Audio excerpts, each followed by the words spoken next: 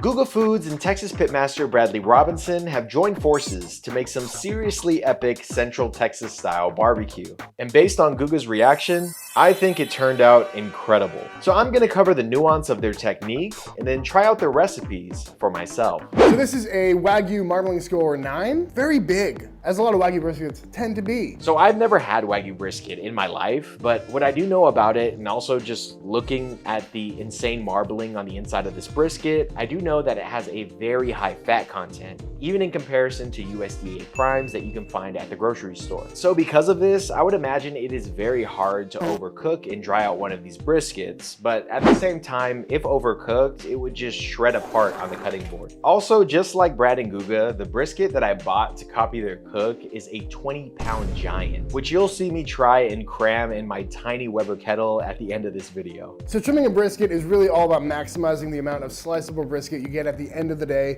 without having too much fat, but also having enough to keep your meat nice and juicy throughout the cook. And I gotta say, one of the most impressive things for me is the S shape. That's what I call it, the S chud. So I absolutely love the S shape on the flat end of the brisket. It just looks so clean. But I caution you, be careful when and if you try this at home. Because if you're too aggressive trying to trim your brisket to get that perfect shape, you could end up removing most of the sliceable portions of the flat muscle once the brisket's done. Pitmaster Joe Yim talked about this in a recent video, which I'll have linked in the description, but basically, as you cook your brisket, it really starts to shrink down, and if you cut off too much of the flat muscle, the tip of the flat ends up getting super thick and it ends up looking like a Hostess ding dong. So a rule of thumb is to literally use your thumb and match the thickness of your thumb to the brisket to know how much of the flat you should take off. But I gotta say, in the end results, take a look at this brisket, everybody. Absolute beauty. So out of the package, we saw that this brisket had a massive bald patch on the fat cap. So outside of that, this is a beautiful brisket trim, which is no surprise since Brad can literally trim a brisket with his eyes closed. The seasoning I like to go with is 2 parts 16 mesh black pepper to 1 part Diamond Crystal kosher salt and 1/2 part granulated garlic. It's been so long since I cooked a full packer brisket with a simple rub like this. It's probably been over a year ago easily. So I already know when I try this later on, it's gonna be a very nostalgic experience. So this is my typical setup for a kettle grill. So we're kind of going with a snake method approach here, where we're gonna fill this thing up with charcoal and then just put a small amount of lit charcoal on one side, so that way it slowly burns across over the next probably 5 hours. The tray Brad is using to hold his charcoal is called the Slow and Sear, which I'll also be using when I do this cook later on in the video. And I love using this thing because it makes cooking in the kettle just super easy and really convenient. So if you're interested in getting one, I'll have an Amazon link in the description box. Once that was done, it was perfectly lit. You threw it inside, cover it up, and what's the temperature you were looking for? I was aiming for 250. Okay, so 250 is the same temperature that I would cook a prime or choice grade brisket in my Weber kettle. I was just curious if he would do something different since he's cooking a really high grade Wagyu brisket, but apparently not. And that's all she wrote for the brisket. But then immediately we came in with 2 short ribs. As you can see, these are 2 beautiful short ribs, marbling score 9. They are fantastic. And one, we're gonna do it with the fat cap on, and the other one does not have a lot of fat cap on it, so Brad decided to take it off. So in a good quality offset smoker for beef ribs, the fat has plenty of time to render, so there's no need to trim it, which is something I learned from smoking beef ribs like Derby from Goldie's Barbecue. But since Brad and Guga are not using an offset smoker, I think trimming the fat is a great idea. But with that said, as long as the fat cap isn't like super thick, then trimming it or not trimming it shouldn't make that big of a difference at the end. Once the trimming was done, you treat it exactly the same way as the brisket did, with a little bit of that salt, pepper, and garlic powder rub. And please, folks, don't forget the side. If you watch a lot of Chuds BBQ like me, then you know that don't forget the sides is like one of Brad's many catchphrases, which is great advice for any cut of meat, but especially beef ribs and brisket. Making sure you have even seasoning on the sides will ensure that you have beautiful barky burnt ends on your brisket and perfect crusty corners on those beef ribs. So for the ribs, you did not go at 250 each. What temperature exactly? For the drum smoker, I was aiming for around 275 because it was pretty far away from the coals. And for the pellet cooker, I went at 225 because that thing seems to run a bit hot. Yeah, I agree with this. From my experience,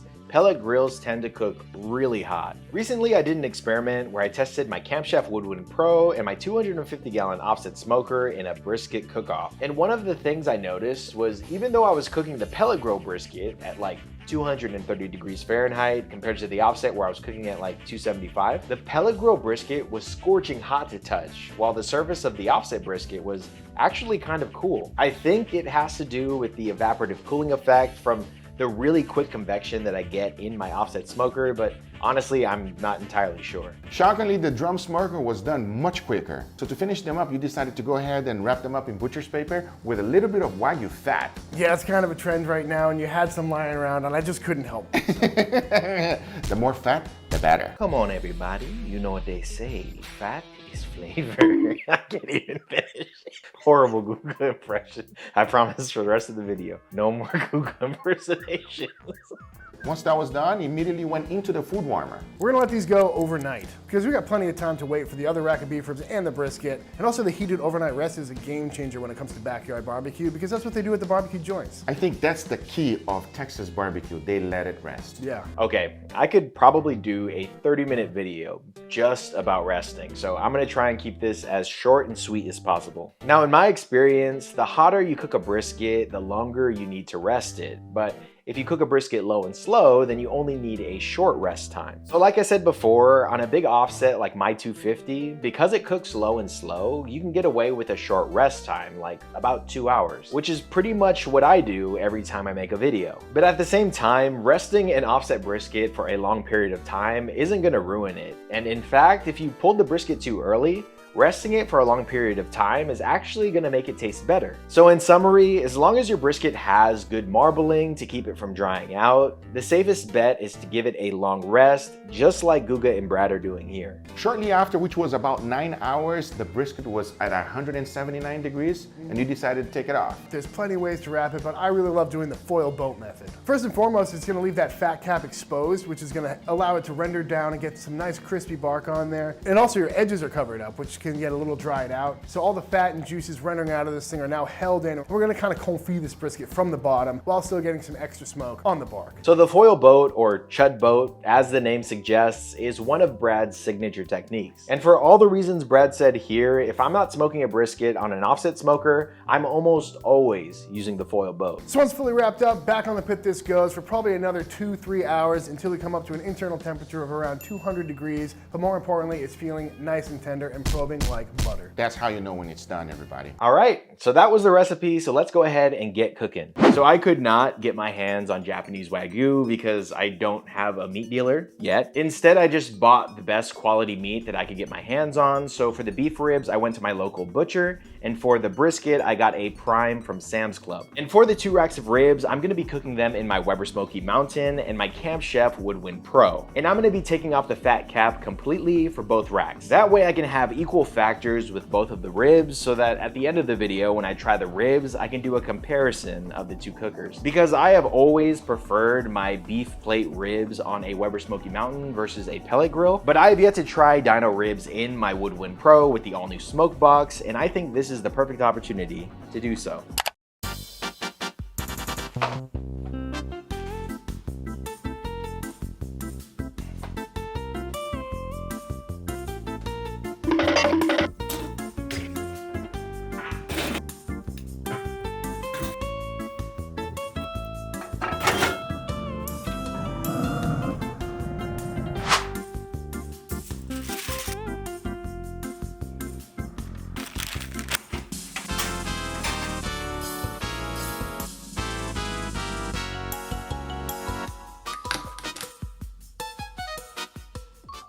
All right, let's go ahead and try the brisket first.